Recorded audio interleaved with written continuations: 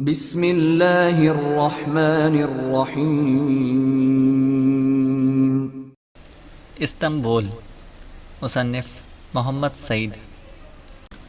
وفد کی آمد سے آدرنا میں یونانی ایجنٹوں کی سرگرمیاں تیز ہو گئی تھیں۔ جولین نے وفد کی معرفت تھیوڈورا کے پاس ایک سخت تادیبی خط بھی بھیجا تھا، جس میں لکھا ہوا تھا: نوجوان سلطان محمد کی دارالحکومت میں پہنچ کر نہ جانے تم کہاں کھو گئی ہو۔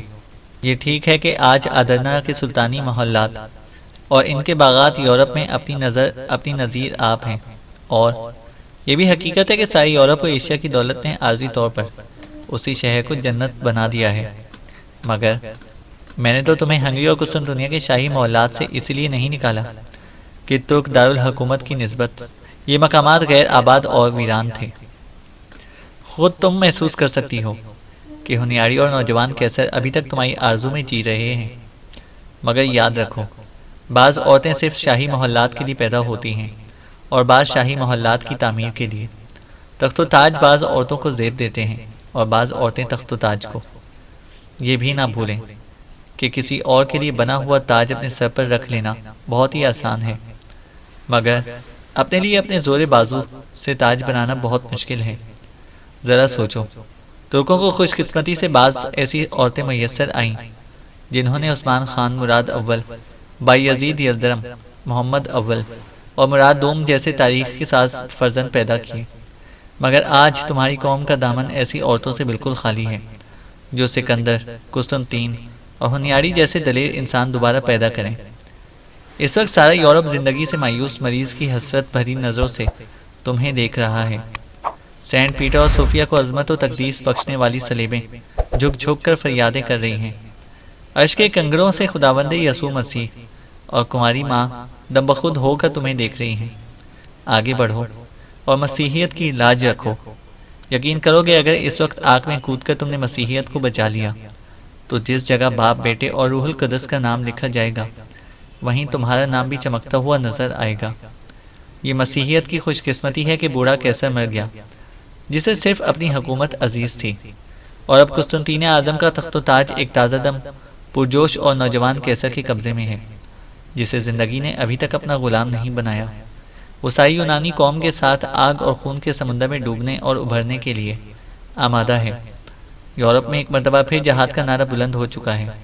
جرمنی سے ڈینیوب تک کی مسیحی آبادی اپنی عورتوں اور بچوں کے ساتھ قسطنطنیہ کی طرف کھینچی چلی آ رہی ہے۔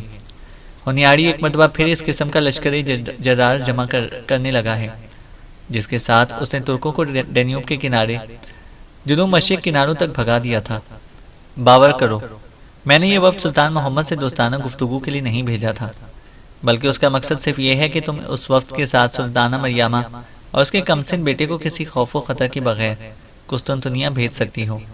شاہانہ روایات کے مطابق سلطان محمد سرحدیں پار کرتے وقت وفد کے اراکین کی چھان بین نہ کرے گا، اس طرح ماں بیٹا آسانی سے قسطنطنیہ پہنچ جائیں گے۔ ہاں، تم اریتوس پر کبھی بھروسہ نہ کرو، وہ اس وقت ترک فوج میں انتہائی ممتاز عہدے پر فائز ہے، اس لیے شاید وہ اپنا روشن مستقبل قربان نہ کر سکے۔ یہ سارا کام تمہیں اپنے ہاتھوں سے کرنا ہوگا، اور اس میں اب مزید تاخیر ناقابل تلافی نقصان کا سبب بن جائے گی۔ تم دیکھ رہی ہو کہ ترکوں نے قسطنطنیہ پر حملہ کرنے کے لیے نئے برجوں کی تعمیر شروع کر دی ہے۔ جب یہ برج تیار ہو جائیں گے تو قسطنطنیہ پر یہ غار کر دیں گے۔ اس وقت تمہیں آدرنا سے باہر نکلنے کا بھی موقع نہ ملے گا، اس لیے بہتر یہ ہے کہ اپنی جان بھی بچاؤ، اور تمہارے ذمہ کلیسا نے جو خدمت لگائی ہے اسے بھی پورا کرو۔ میری دعائیں ہر وقت تمہارے ساتھ ہیں۔ تمہارا دعاگو، جولین۔ تھیوڈورا کو جب یہ جولین کا خط ملا، اس وقت سے وہ اریتوس کے پاس جانے کی تیاری میں مصروف تھی۔ وہ سوچتی یہ خط اریتوس کو دکھا دیا جائے، مگر ساتھ ہی جولین نے اریتوس کے متعلق جن شبہات کا اظہار کیا تھا وہ ان سے اریتوس کو آگاہ کرنا بھی نہ چاہتی تھی۔ وہ اسی ادھیڑ بن میں تھی کہ اسے کلیسائی جماعت کے ایک ایجنٹ نے آ کر بتایا: اریتوس شارع ارطغرل کے یونانی کتب خانے میں آپ کا انتظار کر رہا ہے۔ تھیوڈورا نے گھبرا کر جولین کا خط اپنے تکیے کے نیچے رکھتی ہوئی کتاب میں بند کیا اور فوراً شارع ارطغرل کی طرف روانہ ہو گئی۔ نوجوان ترک فوج کے ایک تازہ دم رکن کی حیثیت سے تاتار کی زندگی ایک مختصر سے وقفے میں سر سے پاؤں تک بالکل بدل چکی تھی۔ بلند ہمت ترکوں کی ایک بات نے صحرائے گوبی کے اس قسمت آزما نوجوان کی کایا پلٹ دی تھی۔ وہ زندگی میں پہلی بار قومیت کے سرور سے فیضیاب ہوا تھا، اور اس کے دل میں قوم کے لیے جینے اور قوم کے لیے مرنے کا جذبہ جیسے ایک دم عروج پر جا پہنچا تھا۔ ترک قومیت کے جس مقدس جذبے کے امین تھے، اس نے تاتار کے دل کو موہ لیا تھا۔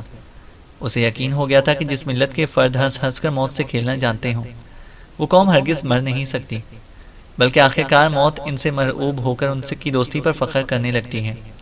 وہ تھیوڈورا سے ملنے کے لیے اس کے مکان پر کئی بار آ چکا تھا۔ یہ حقیقت ہے کہ شروع میں اسے محبت ہی کا جذبہ یہاں پر کھینچ کر لاتا تھا۔ اسے واقعی تھیوڈورا سے محبت تھی۔ ایسی حسین عورت کے حسن و جمال کی کشش سے کون بچ سکتا ہے؟ رفتہ رفتہ تاتار کو تھیوڈورا کے حسن و جمال کی بجائے ترک قومیت کے مقدس جذبے سے پیار ہونے لگا۔ خدا کی ذات اور اس کے احکام سے پیار کا جذبہ اس کے دل میں ابھرنے لگا، اور یہ ایک ایسا عشق تھا جس کے سامنے تھیوڈورا کی جوانی پرے کاہ کی حیثیت بھی نہ رکھتی تھی، جس پر وہ تھیوڈورا جیسی کئی ہزار محبتیں بھی قربان کر سکتا تھا۔ آج بھی وہ تھیوڈورا سے صرف اس لیے ملنے آیا تھا کہ ایک تو اس سے یہ معلوم کرے کہ وہ ایسا کون سا کام تھا جو سانتا میرینا میں رہنے کی وجہ سے تو پورا نہ ہو سکتا تھا، اور جو اسے اب آدرنا لے کر آیا تھا، اور دوسرے وہ ایتوس کو دیکھنا چاہتا تھا۔ اسے یقین تھا کہ آدرنا میں تھیوڈورا کسی شخص کے اشاروں پر کام کر رہی ہے، مگر ابھی تک اس نے اس شخص کو نہ دیکھا تھا۔ اگر وہ اس شخص کو دیکھنے میں کامیاب ہو گیا جس نے تھیوڈورا سے پہلی رات سانتا میرینا میں ملاقات کی تھی، تو اسے یقین تھا کہ وہ سب کچھ معلوم کر لے گا۔ اس لیے وہ اکثر خاموشی سے تھیوڈورا کے مکان میں داخل ہوتا۔ وہ عام طور پر سائے کی طرح تھیوڈورا کے پیچھے لگا رہتا تھا، اور ہر اس شخص کی ٹو میں بھی لگا رہتا جو تھیوڈورا کے پاس آتا جاتا تھا۔ مگر یہ اور ہی قسم کے لوگ تھے۔ ان میں سے ہر ایک شخص ایتوس کے اشارے پر کام کر رہا تھا، اور وہ اس قدر چالاک تھا کہ ابھی تک تاتار کی نظروں کے سامنے نہ آ سکا تھا، اور تاتار نے بھی قسم کھا رکھی تھی کہ وہ اس شخص کو ضرور دیکھے گا جو آدرنا میں انتہائی پراسرار شخصیت کا حامل ہے۔ آج تھیوڈورا کچھ ایسی پریشانی کے عالم میں ایتوس سے ملنے چلی گئی کہ اپنا مکان بھی بند کرنا بھول گئی۔ تاتار حسب معمول دبے پاؤں اندر داخل ہوا۔ مکان کی خاموشی سے یہ ظاہر ہوتا تھا کہ شاید کوئی شخص تھیوڈورا کے پاس بیٹھا تھا، اور تاتار کو غیر متوقع طور پر مکان میں داخل ہوتے دیکھ کر دونوں گھبرا گئے۔ وہ صحن میں آیا، چاروں طرف غور سے دیکھا، برآمدے میں پہنچا اور پھر تیزی سے کمرے میں داخل ہو گیا۔ سارا مکان خالی تھا۔ وہ حیران ہو گیا۔ کچھ دیر تو اس نے تھیوڈورا کا انتظار کیا، لیکن جب وہ نہ آئی تو اس نے تھیوڈورا کو آواز دی۔ شاید دونوں کہیں چھپ گئے ہوں، لیکن کیوں؟ کہیں ایتوس اس کی گھات میں نہ ہو۔ وہ سنبھل گیا، کمر بند میں چھپا ہوا پیشکش ٹٹولا اور واقعات کی رفتار دیکھنے لگا۔ مگر اس مکان میں تھا کون جو اس کی آواز کا جواب دیتا؟ اور جب اسے قطعی طور پر اندازہ ہو گیا کہ مکان بالکل خالی ہے، تو اس نے کمرے کا بھرپور جائزہ لیا۔ یہ نہایت صاف ستھرا اور کئینے سے سجا ہوا مکان تھا، مگر جس قدر چیزیں تھیں انتہائی مختصر اور ضروری تھیں۔ البتہ اسے وہ الماری بری طرح کھٹکنے لگی جس میں چند خوبصورت جلد والی کتابیں رکھی تھیں۔ اس نے آج تک تھیوڈورا کے پاس نہ کوئی کتاب دیکھی تھی، اور نہ ہی تھیوڈورا نے بھی ایسی کوئی بات کی تھی جس سے اس کی علمیت یا کتب بینی کا شوق ظاہر ہوتا۔ وہ الماری کے پاس آیا، کتابیں اٹھائیں۔ اس کی توقع کے عین مطابق وہ سب کی سب یونانی زبان کی کتابیں تھیں، اور یہ عجیب بات تھی کہ ہر کتاب پر ایک مخصوص یونانی کتب خانہ کی مہر لگی ہوئی تھی۔ وہ جدید حربی مدرسے سے عربی، ترکی اور یونانی زبانیں سیکھ چکا تھا، مگر اس نے آج تک آدرنا میں کسی ایسے یونانی کتب خانے کا نام نہ پڑھا تھا۔ اس کے دل میں فوراً شبہ پیدا ہوا کہ ان کتابوں کے پردے میں کہیں وہی یونانی کتب خانہ تو آدرنا میں ترکوں کے خلاف سازش کا مرکز نہیں بنا ہوا۔ یہ خیال آتی اس نے فیصلہ کر لیا کہ سب سے پہلے وہ اس کتب خانے کا سراغ لگائے گا۔ اب اسے باری باری ہر ایک کتاب کا ایک ایک ورق دیکھا، شاید اسے یہیں سے کچھ اور مفید معلومات حاصل ہوں، مگر نہیں۔ وہ الماری سے ہٹا۔ تھیوڈورا کا پلنگ دیوار کے ساتھ بچھا تھا۔ وہ اس کے قریب آیا، اس پر بیٹھ گیا، تکیہ ہٹایا۔ نیچے ایک اور کتاب رکھی تھی، سوانح سکندر مقدونی، اور اس کے نیچے لکھا ہوا تھا، روئے زمین پر حکومت کرنے کا خواب دیکھنے والا پہلا یونانی فاتح۔ تاتار سوچنے لگا، بلکان کی نوابزادی نے مطالعے کے لیے خوب کتاب تلاش کی ہے۔ اسے بھی سکندر جیسے فوجی سرداروں سے ایک قسم کی عقیدت تھی۔ وہ ورق الٹنے لگا۔ اچانک اس کی نگاہ جولین کے خط پر پڑی، اور وہ اسے پڑھنے لگا، اور وہ تھیوڈورا کے متعلق جو کچھ معلوم کرنا چاہتا تھا اسے وہ سب اس خط کے ذریعے معلوم ہو چکا تھا۔ اسے ایتوس کا نام بھی معلوم ہو گیا، اور وہ تو فوج میں ایک ممتاز عہدے پر فائز ہے۔ اب اسے صرف اس ممتاز فوجی عہدیدار کی صورت دیکھنی باقی رہ گئی تھی۔ اس کے دل میں یہ خیال آیا کہ وہ یہ خط نکال کر اپنے قبضے میں لے لے، مگر اس سے کیا ہوگا؟ نہ صرف تھیوڈورا بلکہ ایتوس بھی چوکنا ہو جائے گا۔ اس نے دوبارہ خط وہیں رکھ دیا، کتاب بند کی اور جس طرح تھیوڈورا کے تکیے کے نیچے رکھی تھی بالکل اسی طرح رکھنے کے بعد وہ مکان سے باہر نکل آیا۔ اسے اب ایتوس کو دیکھنے کی تمنا تھی۔ اسے یقین تھا کہ وہ اسے شارع ارطغرل کے اسی یونانی کتب خانے میں ایک نہ ایک دن دیکھنے میں ضرور کامیاب ہو جائے گا، اور اس وقت شاید وہ اکیلا نہ ہو، تھیوڈورا بھی اس کے ساتھ ہوگی۔ 14واں باب، تھیوڈورا اور تاتار۔ تھیوڈورا نے دہلیز پر رک کر یونانی کتب خانے کی اندرونی دنیا پر ایک تائرانہ نگاہ ڈالی۔ ایتوس کتب خانے کے ناظم کے قریب والی الماری میں کتابیں دیکھ رہا تھا۔ بوڑھے یونانی فلاسفر نے اشارے سے تھیوڈورا کو اندر آنے کی دعوت دی، اور جب وہ اندر داخل ہو گئی تو ایتوس نے بھی اسے دیکھ لیا، مگر وہ کتابوں کے وقت برابر الٹتا جا رہا تھا۔ تھیوڈورا سیدھی اسی الماری کے پاس آئی جہاں ایتوس کھڑا تھا۔ اس نے مسکرا کر تھیوڈورا کو خوش آمدید کہا اور پھر ایک کتاب پر نظر جمائے کہنے لگا، آج میں تمہیں ایک بہت بڑی خبر سنانا چاہتا ہوں۔ وہ پوچھنا تو چاہتی تھی کہ یہ بہت بڑی خبر کیا ہے، مگر کتب خانے میں ایسی باتیں کرنا مصلحت کے خلاف تھا۔ اس نے احتیاطاً ایتوس سے پوچھا، ہم یہاں ایسی باتیں کر سکتے ہیں؟ ہرگز نہیں، تم کوچہ گلکار کے قہوہ خانے کی طرف چلو، ہم وہیں بیٹھ کر باتیں کریں گے، ایتوس نے کہا۔ تھیوڈورا بوڑھے یونانی کو سلام کرتی ہوئی کتب خانے کے صدر دروازے کی طرف بڑھی۔ ایتوس نے فوراً ایک کتاب منتخب کی، منتظم کے پاس آیا، وہ کتاب دکھائی اور تھیوڈورا کے پیچھے دروازے کی طرف لپکا۔ کوچہ گل کار کے قہوہ خانے کا مالک ایک قوم پرست یونانی تھا۔ ایتوس اور تھیوڈورا عام طور پر اسی قہوہ خانے میں ملتے تھے۔ ان کے لیے کونے میں ایک میز اور چند کرسیاں ہمیشہ وقت فراہم کرتی تھیں، اور کیفے گلکار کا مالک اس بات کا خاص خیال رکھتا تھا کہ اس میز کے آس پاس کوئی اور ایسا گاہک نہ بیٹھنے پائے جس کی شخصیت اس کی نظروں میں ذرا بھی مشکوک ہو۔ میز پر بیٹھتی ان قہوہ ان کے سامنے آ گیا۔ آج ایتوس بہت خوش تھا۔ تھیوڈورا کو ایسا معلوم ہوا کہ گویا وہ سلطانہ مریامہ سے ملاقات کر چکا ہے۔ ایتوس نے اپنے آپ مسکراتے ہوئے کہا، سنا تم نے؟ میں سلطانہ مریامہ کا سراغ لگانے میں کامیاب ہو گیا ہوں، ایتوس کہہ رہا تھا۔ تھیوڈورا کو تو اس خبر کے بارے میں شبہ تھا، مگر اس نے اپنے چہرے پر تعجب اور عقیدت سے ملے جلے تاثر کو اور زیادہ چمکانے کی کوشش کرتے ہوئے کہا، اچھا پھر وہ کہاں ہیں؟ سلطان مراد کی آنکھیں بند ہونے تک وہ سلطانی حرم میں تھی۔ کہا جاتا ہے کہ انہوں نے آخری وقت تک سلطان کی تیمارداری کی اور ان کی خدمات کا ہر شخص معترف ہے۔ حقیقت میں مریامہ نے بڑی دور اندیشی کا ثبوت دیا۔ اگر وہ بیمار سلطان کی اس طرح دیکھ بھال نہ کرتی تو انہیں شاہی حرم میں آج جو مقام حاصل ہو چکا ہے وہ اسے قطعی محروم رہتی، ایتوس نے کہا۔ وہ اس وقت تک سلطانی حرم میں ہیں؟ تھیوڈورا نے پوچھا۔ نہیں، جب سلطان محمد بروسا میں اپنے باپ کو دفن کرنے کے بعد واپس آیا تو اس نے سب سے پہلے سلطانہ مریامہ سے ملاقات کی۔ سلطان ان سے بہت خوش اور مہربان نظر آتا تھا۔ اس نے سلطانہ مریامہ سے پوچھا کہ اب سلطان مراد کے بعد انہوں نے اپنی اور اپنے بیٹے کی زندگی کے لیے کیا منصوبہ سوچا ہے؟ ایتوس کہہ رہا تھا۔ پھر تھیوڈورا نے پوچھا۔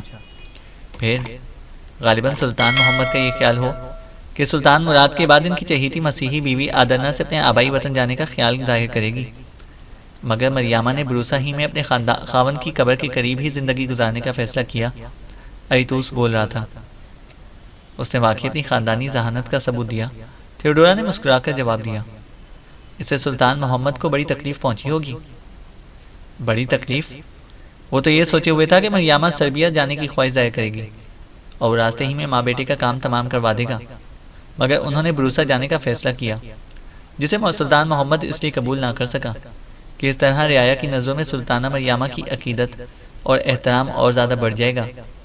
اگر سلطان محمد ان کو بروسا جانے کی اجازت دے دیتا تو اس طرح سلطانہ مریامہ اور اس کے کم سن بچے کی زندگی ہمیشہ کے لیے محفوظ ہو جاتی، ایتوس بول رہا تھا، بشرط یہ کہ وہ بروسا اپنے خاوند کی قبر کے سائے میں پہنچ جاتی، تھیوڈورا نے کہا۔ ایتوس نے اپنی بات جاری رکھی۔ سلطان محمد نے یہ کہہ کر ان کو اپنے ارادے سے باز رکھا کہ اس طرح وہ اپنے دوست اور دشمنوں کو کیا جواب دیں گے۔ مریامہ نے مرحوم سلطان کی جو خدمت کی ہے وہ بھی اس بات کی مستحق ہے کہ سلطان محمد کو بھی ان کی خدمت کا موقع ملنا چاہیے، ایتوس نے کہا۔ اس نے مریامہ کو یہ بھی یقین دلایا کہ مریامہ کا کمسن بیٹا چونکہ سلطان مراد کا بیٹا ہے، اس لیے وہ سلطان وقت کا بھائی اور سلطنت عثمانیہ میں برابر کا حقدار ہے۔ اس کو آخر ایک دن سلطنت کی ذمہ داریاں سنبھالنی ہیں، جس کے لیے تعلیم و تجربے کی ضرورت ہے، اور سلطان اسے اپنی نظروں کے سامنے رکھ کر تعلیم دلانا چاہتا ہے، ایتوس کہہ رہا تھا۔ اس کا یہ مطلب ہوا کہ سلطانہ مریمہ اب ہماری بات نہ سنیں گی؟ تھیوڈورا نے پوچھا۔ کیوں؟ ایتوس بولا۔ اس لیے کہ جب سلطان محمد اپنے کمسن بھائی پر اس قدر مہربان ہے تو مریمہ یہ کب گوارا کرے گی کہ ان کے بیٹے کو کچھ آدرنا میں رہ کر آسانی سے حاصل ہونے والا ہے، اسے قسطنطنیہ بھیج کر طاقت کے زور سے حاصل کیا جائے؟ تھیوڈورا نے کہا۔ میرا خیال ہے کہ اگرچہ سلطانہ مریمہ قومی اور مذہبی عقیدے کی روح سے تمہاری بہن ہیں، مگر تمہاری طرح بے وقوف نہ ہوں گی۔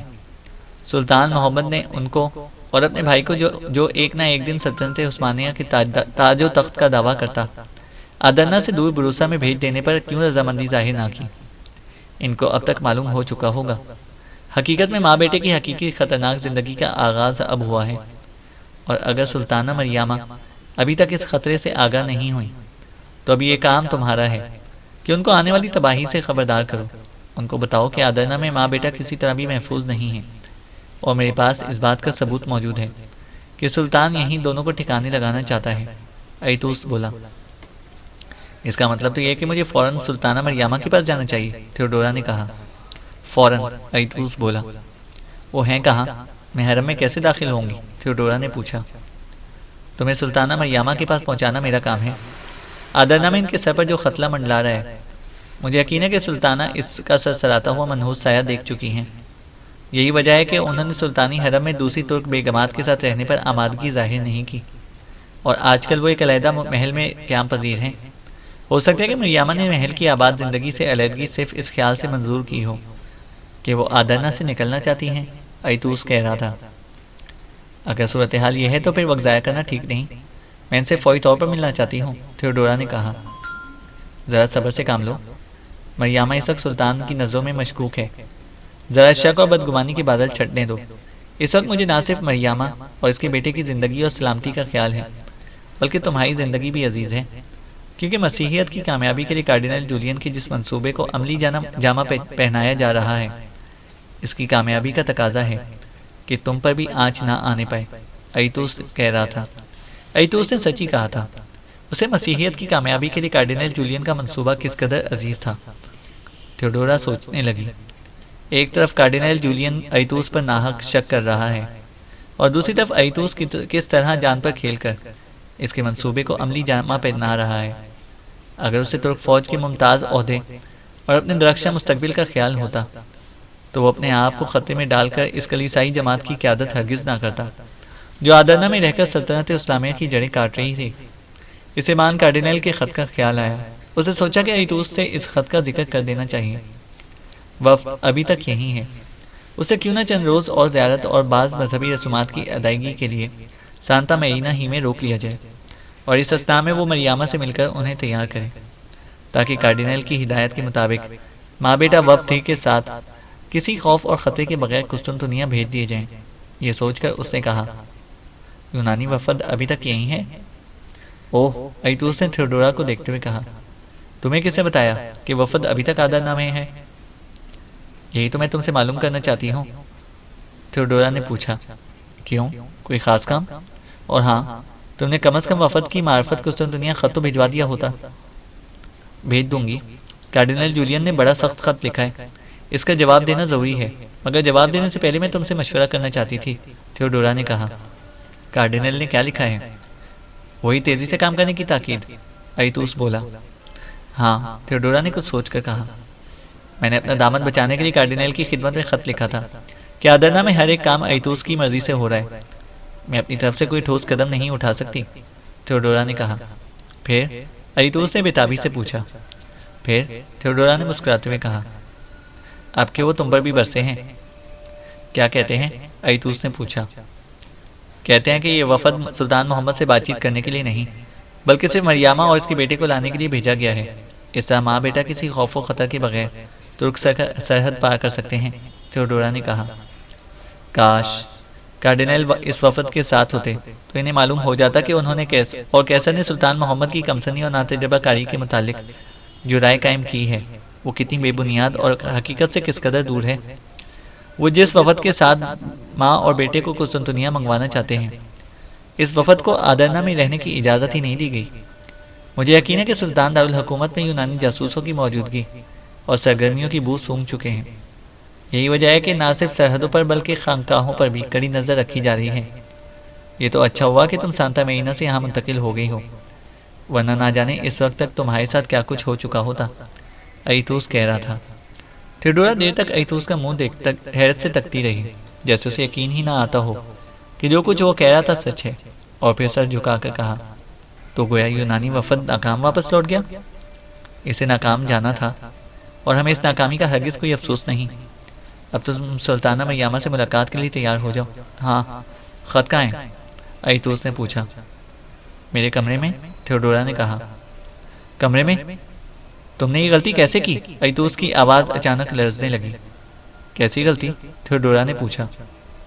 اول تو اس خط کو فوراً جلا دینا چاہیے تھا، اور اگر تم چاہتی تھی کہ میں بھی اسے دیکھ لوں تو وہ تمہارے پاس ہونا چاہیے تھا، ہر وقت تمہارے دل کے پاس۔ اگر وہ خط کسی کے ہاتھ لگ گیا تو؟ ایتوس بولا۔ کسی کو کیا معلوم، تھیوڈورا نے کہا۔ دشمن کو اس قدر بے وقوف سمجھنا دراصل ہماری اپنی بے وقوفی کا ثبوت ہے۔ یہ ہرگز نہ سوچو کہ تم آدرنا میں جو کچھ کر رہی ہو، آدرنا کے حاکم اس سے بالکل بے خبر ہیں۔ کوئی نہ کوئی شخص دشمن لازمی طور پر ہمارا تعاقب کر رہا ہے، اور تم اسے ہر وقت سائے کی طرح اپنے آگے پیچھے موجود تصور کرو، ایتوس نے کہا۔ اب تو جب تک میں گھر واپس جا کر خط نہ دیکھ لوں، اس وقت تک مجھے چین نہ آئے گا، تھیوڈورا نے کہا۔ ہاں ہاں، ایسا ہی ہونا چاہیے، اور آئندہ ایسی غلطی کبھی نہ کرنا، اور گھر میں داخل ہونے سے پہلے چاروں طرف غور سے دیکھ لینا۔ اگر مکان کے آس پاس کوئی مشکوک اور اجنبی چہرے دکھائی دیں تو فوراً راستہ بدل کر یونانی کتب خانے میں پہنچنے کی کوشش کرنا، میں وہیں تمہارا انتظار کروں گا۔ ایتوس کہہ رہا تھا۔ تم میرے ساتھ گھر تک نہیں چلو گے؟ تھیوڈورا نے پوچھا۔ نہیں، ایتوس بولا۔ تھیوڈورا کا چہرہ ایک دم سفید پڑ گیا۔ ایتوس اسے خطرے میں دیکھ کر اپنا دامن بچا رہا تھا۔ کارڈینل نے سچ لکھا تھا، ایک ممتاز فوجی عہدیدار اپنے مستقبل کو تاریک بنانے پر راضی نہیں ہوتا۔ اسے فوراً تاتار کا خیال آیا۔ اگر ایتوس کی جگہ اس نے تاتار کو اپنے اعتماد میں لیا ہوتا تو وہ آج اکیلی نہ رہتی، ہر خطرے میں تاتار اس کے ساتھ ہوتا۔ واقعی تاتار ایتوس سے کس قدر مختلف تھا۔ ایتوس تھیوڈورا کے چہرے پر موت کی سی سفیدی دیکھ کر مسکرایا اور کہا، اس قدر خوفزدہ ہونے کی ضرورت نہیں ہے نوابزادی۔ یہ نہ سمجھیے کہ میں آپ کو خطرے میں ڈال کر پیچھے ہٹ رہا ہوں، بلکہ یہ حقیقت ہے کہ اگر میں بھی آپ کے ساتھ گیا تو ہم دونوں کے گھیر جانے کا امکان ہے، اور آدرنا میں ایسا کوئی انسان نہیں جو ہمیں بچا سکے۔ لیکن اگر اس وقت میں آپ کے ساتھ نہ جاؤں تو یقین کیجیے اپنی امداد کے لیے آپ مجھے ہمیشہ تیار پائیں گی۔ ایتوس کا یہ بہانہ بھی معقول تھا۔ تھیوڈورا کی جان میں جان آئی۔ ایتوس نے بات کا رخ بدلتے ہوئے کہا، آپ نے مجھے ابھی تک اپنا وہ خدمتگار نہیں دکھایا جو ترک فوج میں شامل ہو کر بڑے بڑے اعزاز حاصل کر چکا ہے۔ سچ پوچھیں تو مجھے سب سے زیادہ خطرہ آپ کے اسی تاتاری خدمتگار سے محسوس ہوتا ہے۔ کم از کم میں اسے ایک نظر تو دیکھ لوں تاکہ میری تسلی ہو جائے کہ اس کے نام اور اس شخص کی شخصیت میں کس قدر اختلاف ہے۔ شاید میں اس اختلاف کی بنا پر اس کے متعلق کوئی ٹھوس رائے قائم کر سکوں۔ نہ جانے اس وقت تھیوڈورا کا دل تاتار کے لیے کیوں تڑپ رہا تھا۔ ایتوس اٹھ کر کھڑا ہوا۔ وہ تھیوڈورا کے پاس آ کر رک گیا، اس پر جھکا، اس کے کندھوں پر ہاتھ رکھا اور کہا، نہ جانے اس وقت آپ کیا سوچ رہی ہیں۔ یقین کیجیے ابھی تک آدرنا میں ایسا کوئی انسان پیدا نہیں ہوا جو میری اجازت اور مرضی کے بغیر آپ کا نام بھی لے سکے۔ ہاں، میرے جانے کے بعد تھوڑی دیر کیفے گلکار میں اور بیٹھے، اور پھر آپ بے فکر اپنے گھر کی طرف روانہ ہو جائیے، ایتوس بول رہا تھا۔ اور جب ایتوس تھیوڈورا کو تھوڑی دیر کیفے گلکار میں بیٹھے رہنے کا مشورہ دے کر باہر نکلا تو اسے یوں محسوس ہوا جیسے سامنے گلی کے موڑ پر کسی اجنبی نے اسے غور سے دیکھا، اور پھر موڑ موڑ کر تیزی سے اس کی نظروں سے اوجھل ہو گیا۔ یہ اجنبی گلی میں ایک درخت کی آڑ لے کر ایتوس کو دیکھ رہا تھا، اور جب وہ اس کی نظروں سے اوجھل ہو گیا تو تاتار درخت کی آڑ سے ہٹ گیا۔ وہ ایتوس کو اچھی طرح دیکھ چکا تھا اور بالکل پہچان چکا تھا۔ یہ وہ شخص تھا جو اس وقت جدید ترکی کی فوج کا روح و رواں سمجھا جاتا تھا، جس کے بارے میں لوگ اسے بتاتے تھے، اور جدید ترک فوج نے مختصر سے وقت میں جس قدر انقلابی ترقی کی تھی، اس میں سلطان محمد کے بعد ایتوس کا ہاتھ سب سے بڑا تھا۔ فرق صرف اتنا تھا کہ ترک سلطان اور ترک فوج اسے ارمندوس کے نام سے جانتی تھی، جبکہ کارڈینل جولین کیسر اور تھیوڈورا اسے ایتوس کے نام سے پکارتے تھے۔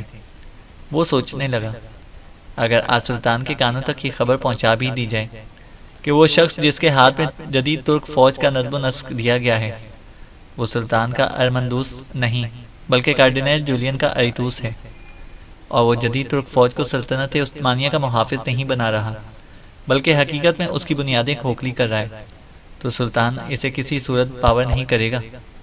اس خیال کے ساتھ ہی اس نے فیصلہ کیا کہ جب تک ایتوس کے خلاف کوئی ایسا ٹھوس ثبوت مہیا نہ کیا جائے جو سلطان کے نزدیک قابل قبول ہو، اس وقت تک ایتوس کو مکمل آزادی کے ساتھ منمانی کارروائیاں کرنے کی ڈھیل دی جائے۔ ہاں، وہ اپنے دل میں کہنے لگا، ایتوس کی سرگرمیوں پر اب مجھے اور بھی کڑی نظر رکھنی ہوگی۔ رہی تھیوڈورا تو اس کے ہونٹ خود بخود لرزنے لگے۔ وہ ایک گڑیا ہے، کارڈینل جولین کی گڑیا۔ دونوں مل کر ادرنا سے کسی ماں بیٹے کو قسطنطنیہ پہنچانا چاہتے ہیں۔ یہ ماں کون ہے اور اس کا بیٹا کون ہے؟ وہ اپنے دماغ کو کریدنے لگا۔ عام طور پر مسیحی حضرت مسیح کو جناب مریم کو ماں بیٹا کہتے ہیں، آخر اس کا مطلب کیا ہوا؟ اگر وہ ادرنا سے ماں بیٹے کے سنگین مجسمے قسطنطنیہ میں منتقل کرنا چاہتے ہیں تو اس میں اتنی احتیاط اور رازداری کی آخر کیا ضرورت ہے؟ لازمی طور پر یہ کوئی راز ہے، بہت بڑا راز۔ یہ سوچ سوچ کر وہ تھک گیا اور اسے اپنے جی میں فیصلہ کر لیا کہ کسی تخریبی کارروائی کے عمل میں آنے سے پہلے وہ یہ راز ضرور معلوم کرے گا۔ چینل کو سبسکرائب کریں اور بیل آئیکن کو پریس کریں تاکہ ہماری ہر اپڈیٹ آپ کو بر وقت مل سکے۔